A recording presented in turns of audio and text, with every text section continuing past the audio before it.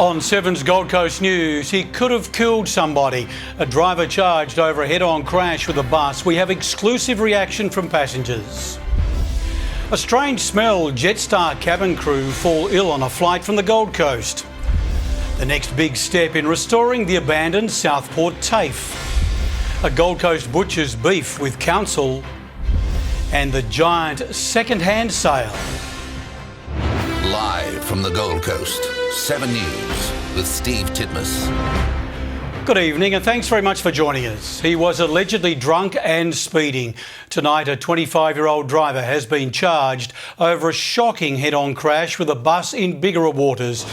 To Jordan Quinn, you spoke with a passenger on board.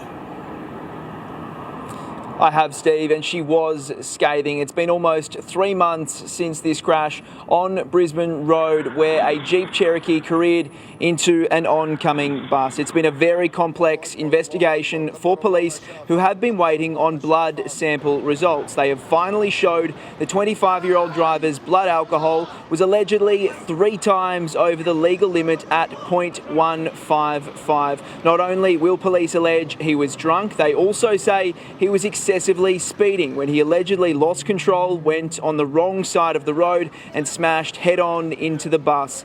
11 people were on board, most were okay, however one woman suffered a compound leg fracture. Jodie Tucker was actually on the bus right next to that woman. Today she gave us her thoughts about the charges. I kind of feel that he should never drive again. He could have killed somebody. That could have been the end of my life, other people on the buses.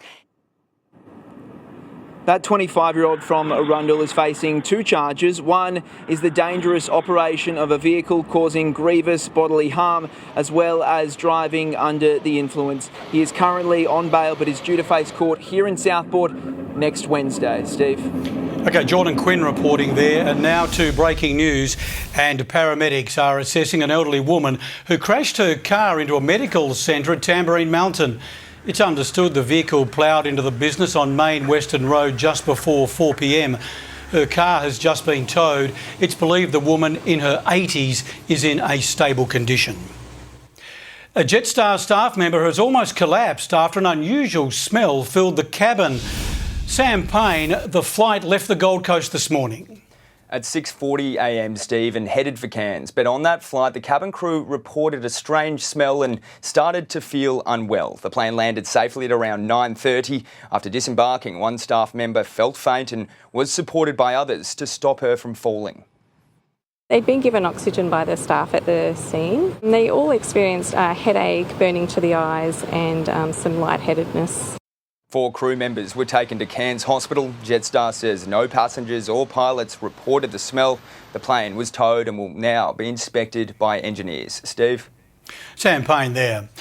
The mother of the man accused of killing 9-year-old Charlize Mutton has denied making up evidence to protect her son. Anami Stein gave evidence at the murder trial for Justin Stein and says he had a wonderful relationship with the little girl. She claims that she heard Charlize in the background of a phone call at a time when the prosecution says the girl was already dead. Charlize had been living and going to school in Coolangatta. Her body was found inside a barrel in the Colo River in January 2022. Gold Coasters have put the state's top politicians to the test, firing tough questions their way. Nothing was off limits at the Community Cabinet meeting in Miami, including the controversial topic of light rail. A crowd of concerned Gold Coasters ready to quiz and criticise the state's top politicians. If you're not prepared to speak up, you'll never be heard. The Premier and ministers swapping Parliament for Miami State High, handing the mic to locals. What are you doing about climate change? Please, Mr Mellish, come up with some rules concerning bikes, the laws. The questions kept coming as the government pitched its plans for the growing Gold Coast. We know that we need to build more houses. Maybe they need to hear some different points of view. Like that of Peter Salapatis, a newcomer to the city. What is industry doing to make sure that the builders don't all fall in the heap? Also on the agenda, cost of living, light rail. No one in this room will get to see heavy rail and light rail to Gold Coast Airport. Surprisingly, the youth crime crisis was barely mentioned. Instead, there were conversations about the environment and recent local government election. There was lots of failings, Queensland Electorate Commission. So are they being addressed? We have higher expectations, and so the attorney has ordered a review. These conversations are always really valuable. Especially with an election looming. Mel Whiteman, 7 Gold Coast News. A Gold Coast killer serving a life sentence will attempt to appeal his conviction next Tuesday. Andrew Cobby was found guilty by a jury in 2021 of beating and strangling his estranged wife Kim outside her hinterland home in 2017. A Brisbane appeal court today heard scientists from the embattled Queensland DNA lab will give evidence. There's more than 2,500 pages of material. Southport's old abandoned TAFE site is about to get some TLC to transform it into a community park. Locals have been campaigning for the change for almost 2 decades. Towering trees, lush green gardens. You feel like you're out in the back of Springbrook. But actually, in the heart of Southport, this used to be the old Ridgeway TAFE. Today, locals were taking in the view and a big win. The land officially in the hands of council. It's happened in my lifetime, which I never thought would happen. Judith de Boer has spent 17 years pushing back against development, campaigning to keep the site for the community. While some social housing will be built for seniors, most of the land will be a park for the public. This was a horticulturalist TAFE. They've planted a lot of exotics, they've planted a lot of rare natives. You will see trees and plants here that you don't see anywhere else on the Gold Coast. In a few months, the community will be asked to have its say about what the park should look like. But if you ask the locals who fought to keep it, they say less is more. My little grandson, he would like a barbecue area where we could come and cook sausages. As this whole community gets denser and denser, this pocket park is going to be a gem for everybody for generations to come. We will just stand back and clap and cheer. And enjoy. Mel Whiteman, 7 Gold Coast News. There's been a staggering jump in demand for new homes in our city's centre. Good evening to Liam Bland. Liam, a new report says apartment prices have skyrocketed in recent months.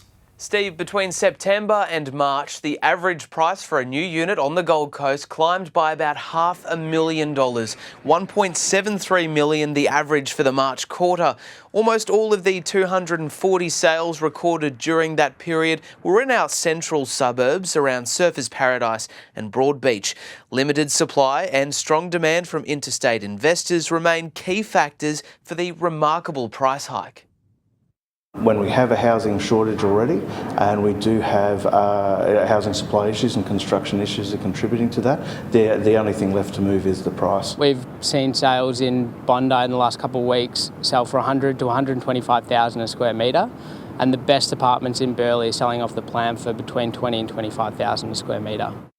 Real estate analysts say the release of 2 major tower projects has slightly skewed the average. One of those is 26 Vista. It's already 60% sold, with around half of those buyers from Sydney. Liam Bland there with those details. The Gold Coast is in the midst of a skills crisis. Now there's surging demand for the next generation of tradies, and students are taking up the offer. A love for building runs through Memphis Eaton's veins. My dad worked in fabrication for a few years and he taught me a lot of the stuff that I know, and it's just something I've always been passionate about. Putting that passion into practice this morning, the 15-year-old high school student preparing a possum box. This the result of plenty of planning and cuts made with precision. We've learnt to use a few different tools like the drop saws, hand saws, chisels. A hands-on experience which changes each week, enticing teens to take up a trade.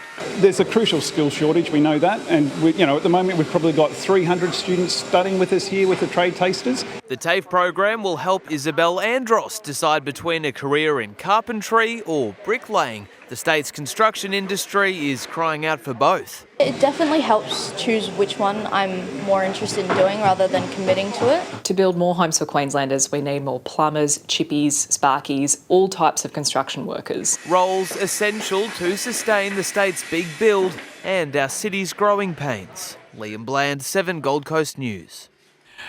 A quick look now at the weather with coastal expert Paul Burt. An overcast and gloomy day. Will it continue?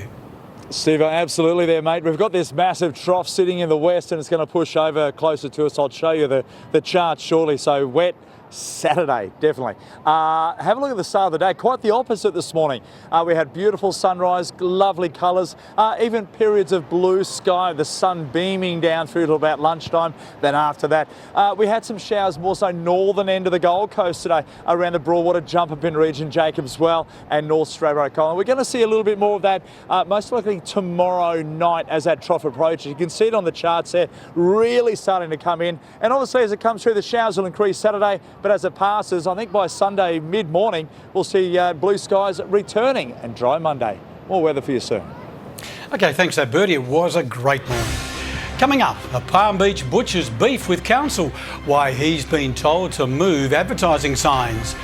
Plus the mega second-hand sale where you can grab a bargain. And when Elvis will return to the glitter strip.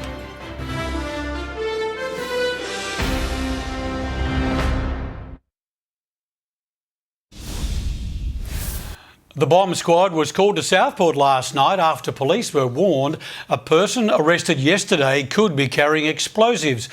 A home as well as a car parked near Hinge Street was searched. The area was blocked off to the public. Paramedics and firefighters also attended, but no explosives were found. A Palm Beach butcher believes he's been given a raw deal by council. The business owner was ordered to remove sign from outside the store. Marky Tyson bought the business 11 weeks ago. The previous owner had used the same spot for more than 2 decades. I can't see it being a traffic hazard or infringing on anyone else, but it's already I think it's affecting our business. Yeah, hear what council had to say next in 7 News at 6. It's the super sale you can't miss. All Gold Coast Vinnie's stores are now offering 50% off, so you can revamp your wardrobe for just a few dollars. And tonight we show you what's on offer. A half-price spending spree. I'm seeing lots of people that are going crazy spending money. Bargains on offer at all Vinnie's stores on the Gold Coast. 50% off clothes, accessories and even board games until this Saturday. I wish our stores locally in Sydney were the same as this. The Tugun customers are already stripping the walls bare, taking home feel-good finds at a fraction of the price. People are funny. If they think they're getting a bargain, they'll buy. I have already bought something there. The charity running the promotion to raise $750,000 for a good cause. This is to help Queenslanders in need, so anything from housing, furniture and cost of living. A win-win for everyone. Customers can build the designer wardrobe. Our beautiful finds that we pop on there at a discounted price. So Vinnie's can help the rising number of those in need. Everybody's short of money at the moment. And I think it's great that Vinnie's are pushing it in that way. We welcome any assistance that people can provide at these times. And the need is really great, as we all know. And a great excuse for a guilt-free shopping spree. Sam Payne, 7 Gold Coast News. Yeah, fantastic all round. Time now to talk about all the day's sport, and Sal, it's been a busy afternoon at Sanctuary Cove. Yes, the Maroons look right at home, Steve. Hello everyone. Coming up next, how preparations are ramping up ahead of the State of Origin series opener. Plus, finals time in Tahiti. Did our Burleigh board rider survive elimination?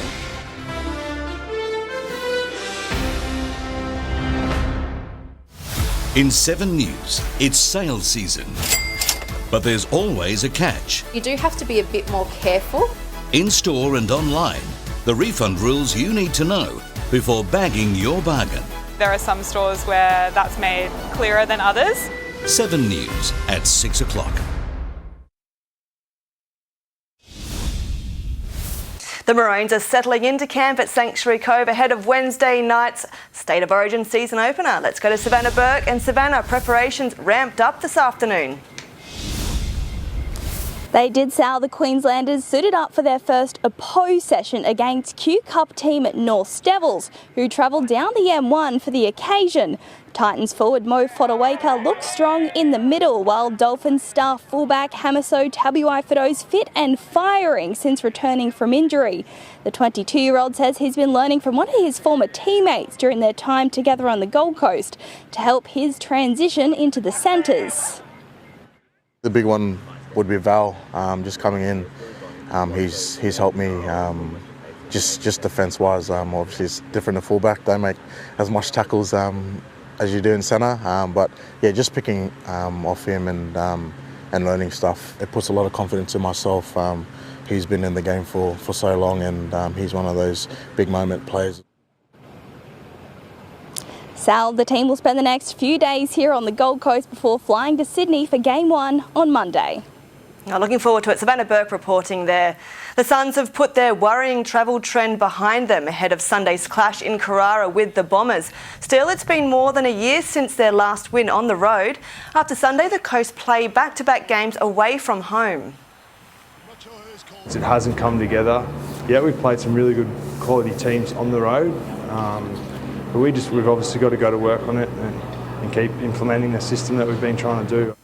The Suns' home record is much cleaner. They haven't lost on the Coast since August last year.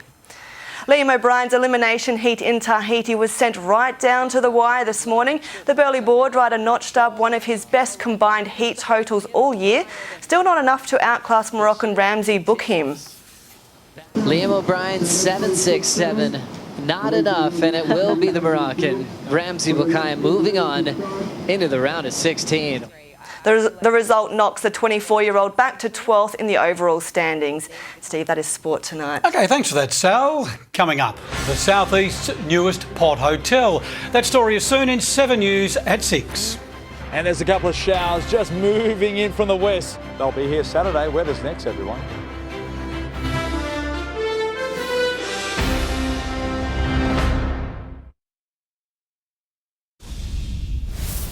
Our city hosted his shaking hips on the big screen for Baz Luhrmann, and now the king of rock and roll is set to return to the Gold Coast.